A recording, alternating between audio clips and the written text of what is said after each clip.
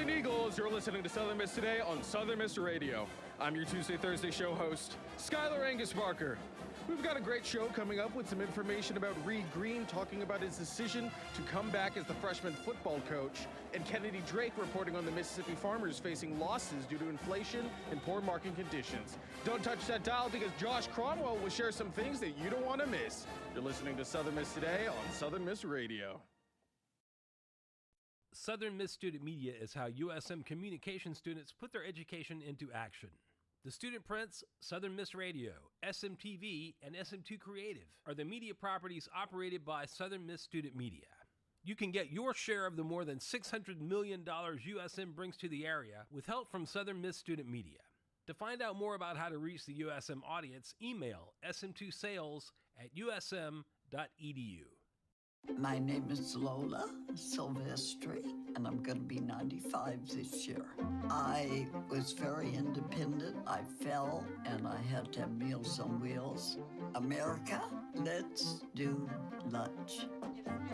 1 in 6 seniors faces the threat of hunger, and millions more live in isolation. Drop off a hot meal and say a quick hello. Volunteer for Meals on Wheels by donating your lunch break at americaletsdolunch.org. This message brought to you by Meals on Wheels America and the Ad Council. Welcome back to Southern Miss Today on Southern Miss Radio. In USM campus news, Eagle Palooza returns to downtown Hattiesburg. You've heard that right. Eagle Palooza is returning to downtown Hattiesburg for the first time since 2019. This music event is completely free and will begin on Friday, March 28th at 7 o'clock p.m. Southern Miss President Dr. Joe Paul goes on to say this about the event. Eagle Palooza has always been a cornerstone of the Southern Miss spirit. Bringing this event back underscores our commitment to fostering a vibrant student life experience, both on campus and throughout our community. Along with the USM president, our mayor, Toby Barker, also had some words to share. Strengthening the student experience showcases the excitement of both Southern Miss and Hattiesburg. I commend the Student Government Association, the Division of Student Affairs, and Dr. Joe Paul for doing what it takes to bring Eagle Palooza back to downtown Hattiesburg. When coupled with HubFest, Hattiesburgers can look forward to a fun weekend that highlights all our city has to offer. In Hattiesburg news, Sesame Street Live heads to the Hub City for a special one-night show. Elmo and his friends are coming to the Hub City. Sesame Street Live is a live interactive show featuring famous and loved characters from Sesame Street, where people can expect to have a fun time singing and dancing. Whit Higgins, Executive Vice President of Sesame Workshop, has this to say about the show. For over 50 years, Sesame Workshop has worked on the intersection of education, media, and research, creating joyful experiences that enrich minds and expand hearts.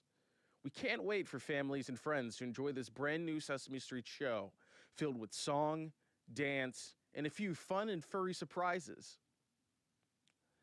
In Mississippi news, 720 pounds of marijuana discovered during traffic stop in Mississippi. In Pontotoc, Mississippi, a traffic stop resulted in a drug bust of massive proportion. A sheriff's deputy pulled over a vehicle on Sunday where the officer found 720 pounds of marijuana and 440 pounds of marijuana-infused gummies. The total worth of the drugs found are $1 million, and is currently believed that the marijuana came from California and was headed to North Carolina. In national news, federal workers left in limbo as clock ticks down to Elon Musk's email deadline. Federal workers have spent their Monday worrying because of Elon Musk's weekend emails telling them to explain their work last week or risk losing their jobs. These federal workers are in a confusing position because they were told different things, with some told to comply, others told not to, and some still awaiting orders of their agency leaders. One employee of the Department of Veterans Affairs had this to say. Our chief said it was mandatory. Then OPM said it was voluntary. Then I guess Trump just told us it was mandatory again. No one knows who is in charge and who to listen to. We'll be right back with sports and weather after a word from our sponsors. Uh-oh, Brad's buzzed. Oh, yeah? Yeah, he's starting with the woots. And Now a speech. I just want to say that friendship is about heart and brain. Who's with me? Good thing is, he knows when he's buzzed. And my brain is saying, when it's time to go home, somebody call me a ride. Love that guy. Me too. Know your buzzed warning signs? Call for a ride when it's time to go home. Buzz driving is drunk driving. A message from NHTSA and the Ad Council. Imagine being denied an apartment because of housing discrimination. It's so wrong. But who has the power to stop this? You do. The law is on your side. If you've been discriminated against because of race, color, religion, sex, national origin, disability, or familial status, file a complaint with HUD. Fair housing is your right. Use it. Visit HUD.gov/fairhousing, a public service message from HUD and the National Fair Housing Alliance. Welcome back to Southern Miss Today on Southern Miss Radio. Now for some sports. Baseball plays at Ole Miss in first road game of the season. The Southern Miss baseball team will open a 5-game swing with Ole Miss today at 4 p.m. at Oxford University Stadium. The game will be seen on SEC Network Plus, as well as the Southern Miss Sports Network. Our Golden Eagles will enter today's game ranked in the top 20 nationally in 3 offensive categories, including 5th in doubles with 24. After this game, our Southern Miss Eagles travels to Fort Worth this weekend to face TCU with the first game of the series set for Friday at 6 p.m. Golden Eagles wrap up Beachburg Invitational with 4-1 victory over Spring Hill. Our Southern Miss Eagles obtained its first win of the 2025 season with a 4-1 victory over Spring Hill on Saturday night at the Southern Miss Volleyball Complex. The win was the final of 12 matches played over the weekend in the Beachburg Invitational, where the Golden Eagles finished 1-4. Let's go, Eagles! To keep up with all the Golden Eagles sports activities, head on over to southernmiss.com. Now on for your weather.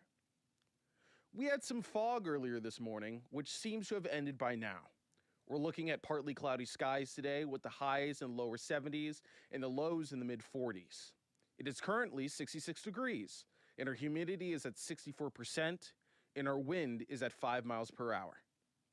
Up next, we have Reed Green talking about his decision to come back as the freshman football coach. Check it out.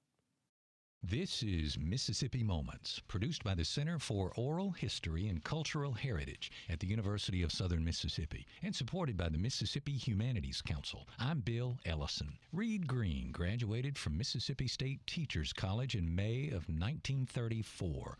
He recalls his decision to come back that fall as the freshman football coach. In May of 1934, I went back to Waynesboro, Mississippi to play baseball, and sometime in July, I got a call from Poola Hubert, who was the head football coach here in State Teachers College, said that I have recommended you to be my assistant football coach. So I went to work September the 1st, 1934, as freshman football coach. The following year, in 35, I was made an assistant football coach. I stayed through the 1937 season. In December, Virginia Military Institute hired Poola as head football coach. So in December, I was made head football coach. And I hired Van out of Meridian, who came here for the 37 football season and remained with me through the last year I coached football, 1948. Bill Ellison hosts Voices of Our People World War II, a new podcast from Mississippi Moments, sponsored by the Mississippi Humanities Council. That's Voices of Our People World War II, wherever you get your podcasts. That was Reed Green. Coming up, we've got a special guest that you don't want to miss. Sponsorship comes from American Graphics. Located at 8 Commercial Warehouse Drive in Hattiesburg, American Graphics provides custom screen printing and embroidery. They can be reached by phone at 601-602-2277. And the website is goamericangraphics.com. American Graphics, printing at its finest. Welcome back to Southern Miss Today on Southern Miss Radio. Now, please give a warm Golden Eagle welcome to Josh Cromwell. Hey, how are you? Doing well. Thank you so much for having me. Well, thank you for coming on. So, first and foremost, for anyone who doesn't know you, can you tell us about yourself? Sure. So, I am the Scholar Communications Manager in Cook Library. So, I'm affiliated with University Libraries. What I tell people is that means that basically I wear a lot of different hats. So scholarly communication in general just deals with how scholars communicate. So it's things like how do faculty, students disseminate the research, the scholarship that they're producing. Right. So that could be anything from helping faculty or students to understand the different publishing models, publisher agreements, ways to disseminate their research. For example, I manage our institutional repository, which helps to share a lot of that research. So lots of different things like that. Also, I work with copyright. I work with open textbooks, a lot of different things. Right. That's really cool. And I know that you mentioned it a little bit, saying that you are a scholarly communications manager. Can you tell us a little bit more about that? Yeah, so I mean, a lot of it, like I said, is just dealing with helping faculty or students find ways to share their research, and things like maybe even looking at how to make it more widely discoverable. So, for example, one of the things we kind of try to promote is open access. So that's having access to research that doesn't have paywalls or subscription barriers, things that make that research more accessible to researchers around the world. So all of that kind of falls within that sphere of the things that I do. Right, absolutely. And it's a very interesting concept about how a lot of information out there is barred behind something, and it shouldn't be. It should absolutely be open and free to the public. Yeah. So it's because you're paying for it. Exactly. So it's absolutely amazing that you're providing work for our students that kind of counteracts against what has been established. Yeah. I understand that you're associated with the Cook Library. Can you tell us about that? Yeah, so I've been with Cook Library since the fall of 2011. So I guess this fall will be 14 years. It doesn't seem like it's been that long, but yeah. So I've done a lot of different things there. I kind of started out doing a little bit of reference work, and I've also done a little bit of collection development in my early days. But I have worked primarily with Aquila, which I've mentioned is our institutional repository, and then with scholarly communications more generally. A little bit in the beginning, but fully ever since 2013. Right. That's really cool. And would you say that you enjoy your time at Cook Library? I do. I like the fact that because of all the different hats I wear, the different roles that I have, there's never really a dull moment. It's not a situation where you're doing the same thing over and over again. There's new projects, new things you get to do on a regular basis. So it's always interesting in that regard. Absolutely. That's awesome. So the 2025 Spring SOAR Sessions, what exactly is that?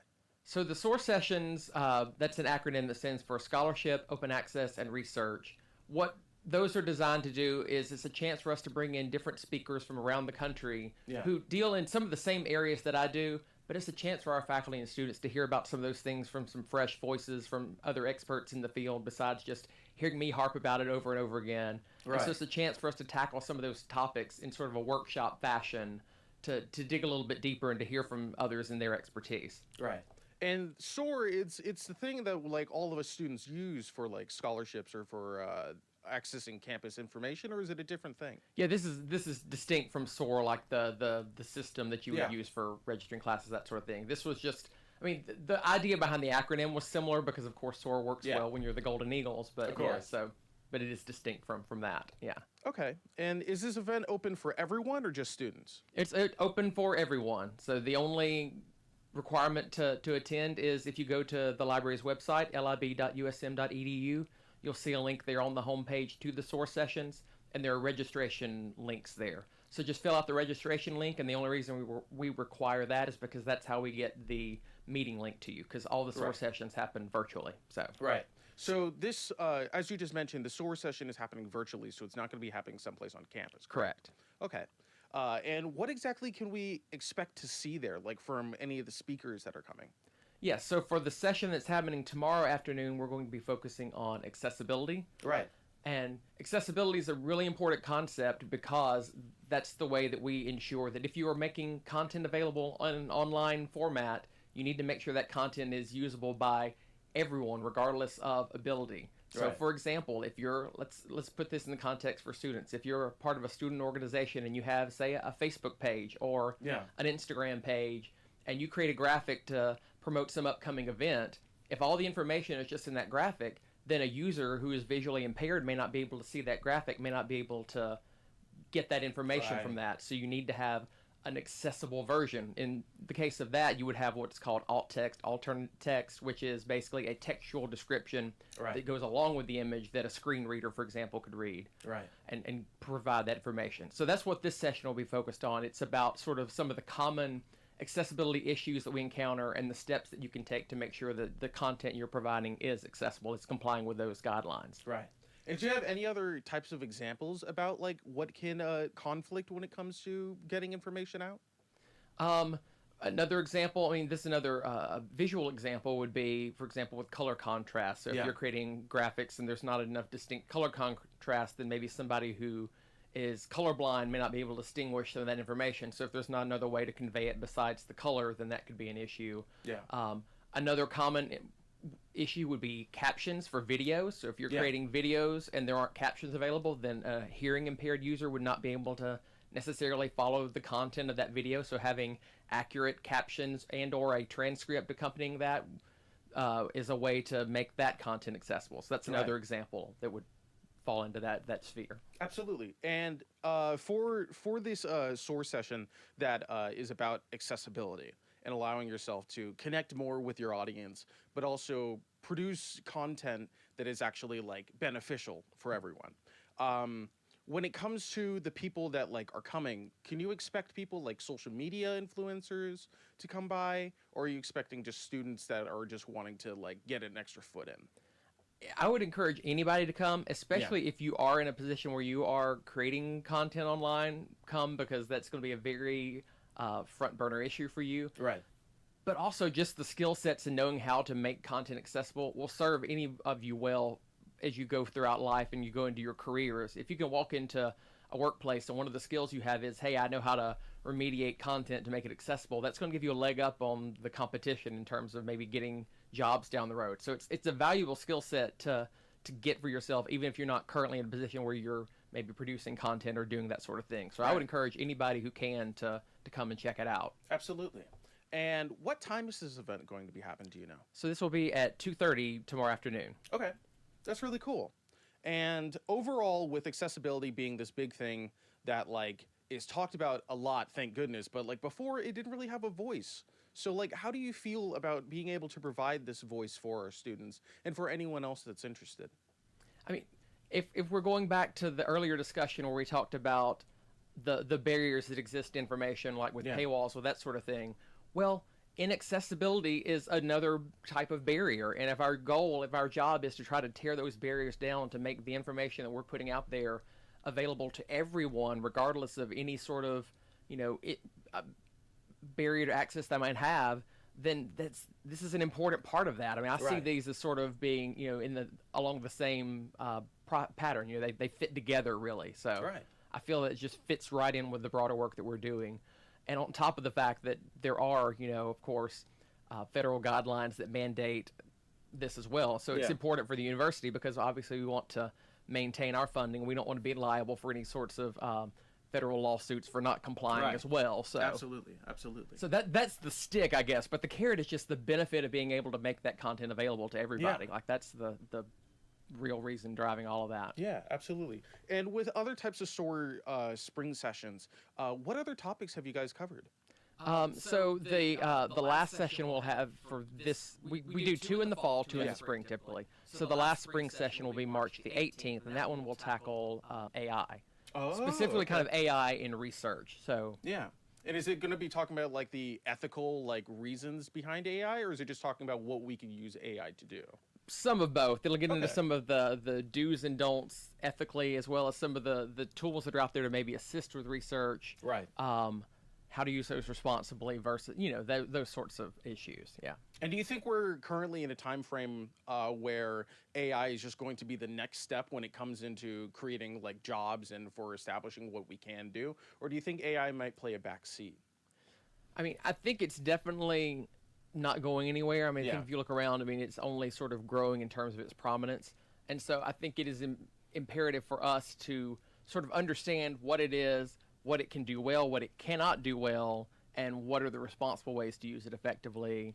Right. Those sorts of things. Awesome. Well, I know that we're running out of time, but is there anything else you want to share with our listeners?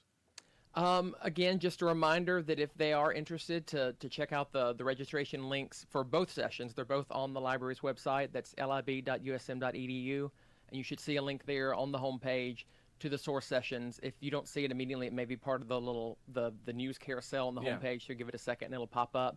click those links, register. We'd love to see you there. I think it'll be really beneficial for everybody who comes. Awesome. And just one last final thing, sorry. Okay. Do you have any advice for students that want to be getting into accessibility within either content or within when it comes to their jobs? What type of advice can you give that you think that this spring SOAR session could cover? I think the biggest advice is to just, if you're wanting to make content accessible, it is much easier to create that content already sort of complying with those guidelines than to create something and then have to go back and fix it, to remediate it. If you can build it from the start with accessibility in mind, you'll be in a much better position than you will if you have created a bunch of stuff and then go, oh, whoops, I need to go back and fix all these things. Absolutely. Well, thank you so much, Josh Cromwell, for coming on today and providing a voice for our Eagles. Thanks again for having me. Coming up, we've got Kennedy Drake reporting on Mississippi farmers facing losses due to inflation, poor market conditions. Check it out. The cost of running a farm is at an all-time high. Fertilizer, fuel, labor, and equipment are all more expensive than ever. At the same time, international market forces have driven down crop prices, leaving farmers stuck in a financial squeeze. All their inputs are fertilized, their chemicals, their machinery, the transportation, the fuel, insurance, everything has skyrocketed. And you're finding that these farmers are not able to pencil a profit. At best, they're penciling a small loss right now for a grain farmer. For farmers like John Corley, cutting fertilizer cost isn't an option.